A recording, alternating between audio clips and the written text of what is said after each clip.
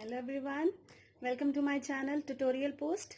आज हम बात करेंगे लेसन प्लान की, जिसमें हम साइंस का लेसन प्लान तैयार करेंगे। तो सबसे पहले हम स्टार्ट करते हैं अपने अनुक्रम से, मींस कंटेंट से। तो इस तरीके से जैसे यहाँ पर लिखा हुआ है दिनांक, तो यहाँ पर आप अपनी डेट डालेंगे जिस डेट में आपने लेसन प्लान पढ़ाया है। और फिर उसके बाद कालांश में, मींस जो आपका पीरियड, जिस पीरियड में आपने पढ़ाया, first second third fourth class के जिस भी पीरियड में आपने पढ़ाया है, तो यहाँ पर आप वो मेंशन करेंगे। कक्षा लिखेंगे जिस क्लास को आपने पढ़ाया है, और यहाँ पर अपना टॉपिक लिखेंगे जो आपने सबसे पहले लेसन प्लान का स्ट्रेटेजी आपने तैयार कराई है। और यहाँ पर आप वहां पर प्रस्तावित कार्य में अपना टॉपिक का नाम लिखेंगे। सबसे पहला हमारा लेसन प्लान है रक्त। तो आज हम रक्त की इंफॉर्मेशन लेंगे। यहाँ पर सबसे पहले आप यहाँ पर लिखेंगे पाठ योजना 1। फिर उसके बाद यहाँ पर लिखा हुआ है दिनांक डालेंगे।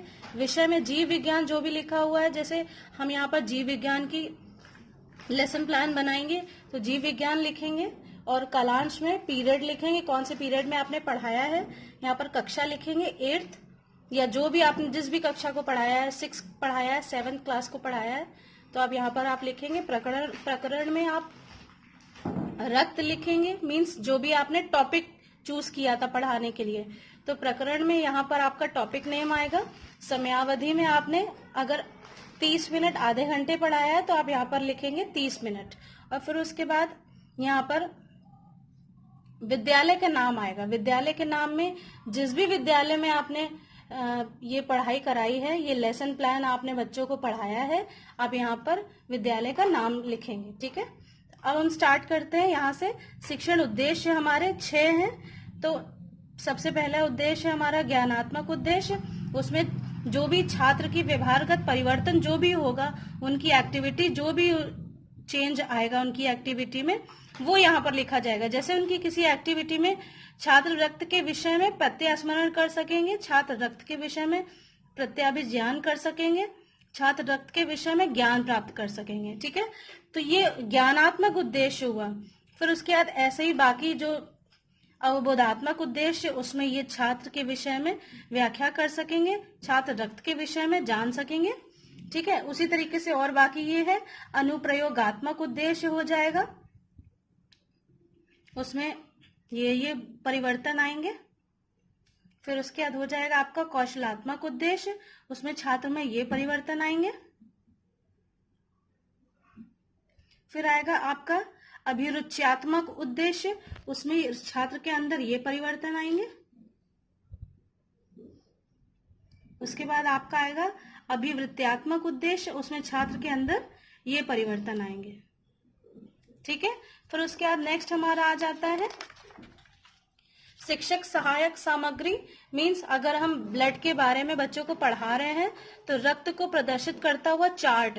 ठीक है, तो वहां पर आप जब बच्चों को रक्त के बारे में इंफॉर्मेशन देंगे तो उसको दिखाने के लिए, समझाने के लिए आपके पास कोई सामग्री होनी चाहिए ताकि बच्चे आसानी से सीख सके। तो यहाँ पर आप एक चार्ट का प्रयोग करेंगे जिसमें ब्लड के बारे में इंफॉर्मेशन होगी। ठीक है, उसमें पूर्व ज्ञान फिर होगा। फिर छात्र रक्त के विषय में सामान्य जानकारी से पूर्व ज्ञान रखते हैं। मींस बच्चे पहले से थोड़ी बहुत इंफॉर्मेशन अपने पास, नॉलेज उनके पास रहती है, तो आप उसके बारे में आप पूछेंगे कि उनको कितना पता हुआ है।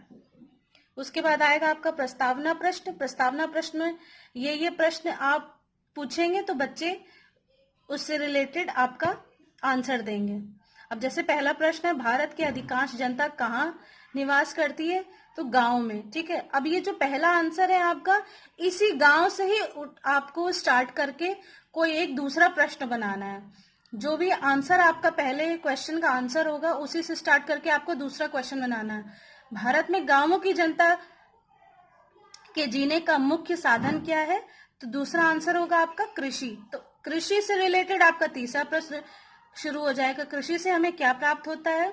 फसल। ठीक है, फसल से हमें क्या मिलता है?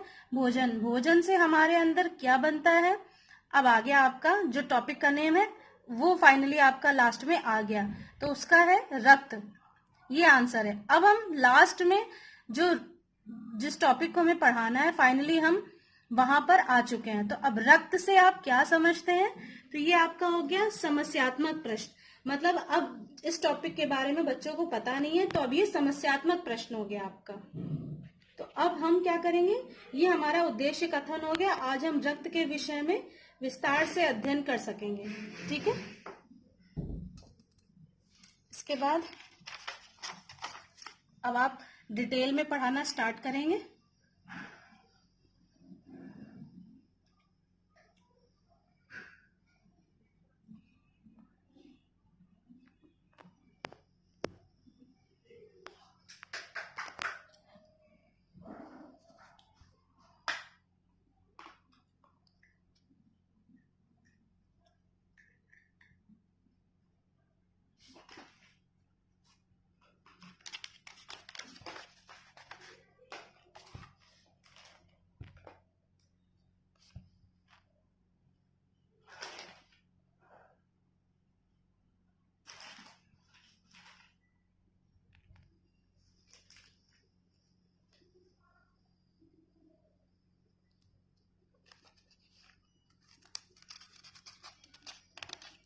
आप इस तरीके से कॉलम बना करके और आप इस तरीके से लिखेंगे, ठीक है।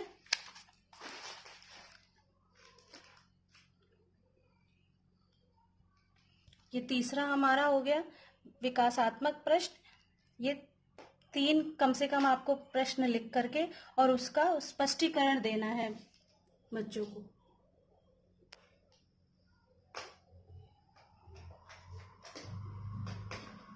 ये इस तरीके से आप बनाएंगे, ठीक है। और फिर उसके बाद आप बच्चों को एट लास्ट में, सबसे लास्ट में आप होमवर्क देंगे, जिसमें आप उनको ये जो भी आपने ये स्पष्टीकरण किया हुआ है, 3 विकासात्मक आपने प्रश्न पूछे हैं, इन्हीं से ही आपको कम से कम 3 से 4 या अलग अलग तरीके से, जैसे fill in the blanks, one word answer, इस तरीके से आप बच्चों को होमवर्क देंगे। सबसे लास्ट में वो लिखा जाएगा और फिर उसके बाद आपको बच्चों को बोलना है कि ये आपको घर से करके लाना है। तो इस तरीके से आपका ये पूरा एक लेसन प्लान तैयार हो जाएगा। आई होप आपको ये अच्छा लगा होगा और हमने अपने प्रयास से आपको पूरी डिटेल में इंफॉर्मेशन दी है। तो आपको अगर हमारा ये लेसन प्लान का ये अच्छा लगा प्रोसेस, तो प्लीज़ लाइक करिए, शेयर करिए और प्लीज़ सब्सक्राइब ज़रूर करिएगा। Thank you.